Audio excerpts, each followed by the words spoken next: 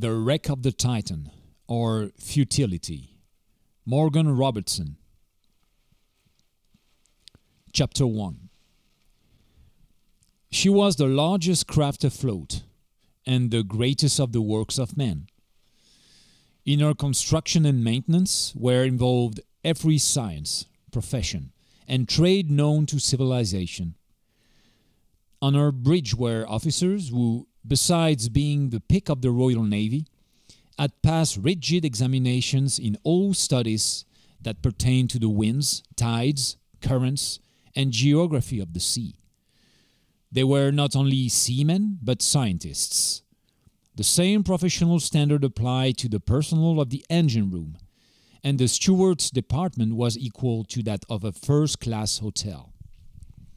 2 brass bands, 2 orchestras, and a theatrical company entertained the passengers during waking hours. A corps of physicians attended to the temporal, and a corps of chaplains to the spiritual welfare of all on board, while a well-drilled fire company soothed the fears of nervous ones and added to the general entertainment by daily practice with their apparatus.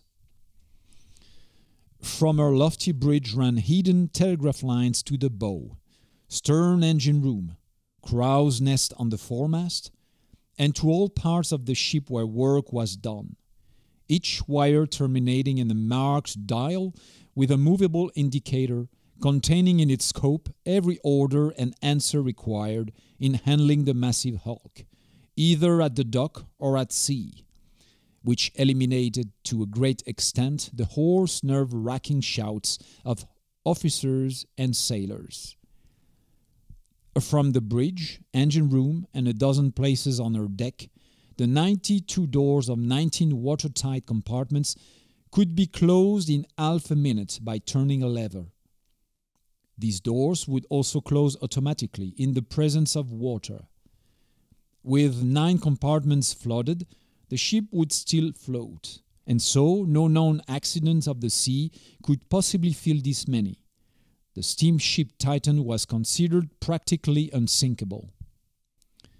Built of steel throughout, and for passenger traffic only, she carried no combustible cargo to threaten her destruction by fire.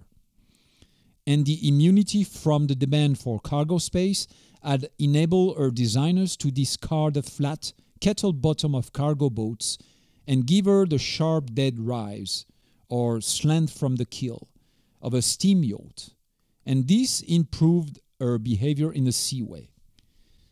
She was 800 feet long, of 70,000 tons displacement, 75,000 horsepower, and on her trial trip had steamed at a rate of 25 knots an hour over the bottom, in the face of unconsidered winds, tides, and currents.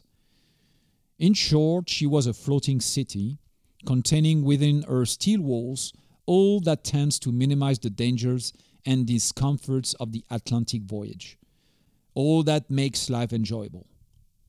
Unsinkable, indestructible. She carried a few boats as would satisfy the laws. These 24 in number were securely covered and lashed down to their shocks on the upper deck, and if launched, would hold 500 people. She carried no useless, cumbersome life raft, but because the law required it, each of the 3,000 berths in the passengers, officers, and crew's quarters contained a cork jacket, while about 20 circular life buoys were strewn along the rails. In view of her absolute superiority to other craft, a rule of navigation thoroughly believed in by some captains, but not yet openly followed, was announced by the steamship company to apply to the Titan. She would steam at full speed in fog, storm, and sunshine, and on the northern lane routes, winter and summer, for the following good and substantial reasons. First, that if another craft would strike her, the force of the impact would be distributed over a larger area if the Titan had full headway, and the brunt of the damage would be borne by the other. Second, that if the Titan was the aggressor, she would certainly destroy the other craft, even at half speed, and perhaps damage her own bows. While at full speed, she would cut her in two with no more damage to herself than a paintbrush could remedy. In either case, as the lesser of two evils, it was best that the smaller hull should suffer. A third reason was that, at full speed, she could be more easily steered out of danger, and a fourth, that in case of an end-on collision with an iceberg, the only thing afloat that she could not conquer, her bows would be crushed in, but a few feet further at full than at half speed, and at the most 3 compartments would be floated, which would not matter with 6 more to spare. So it was confidently expected that when her engines had limbered themselves, the steamship Titan would land her passengers 3,000 miles away with the promptitude and regularity of a railway train.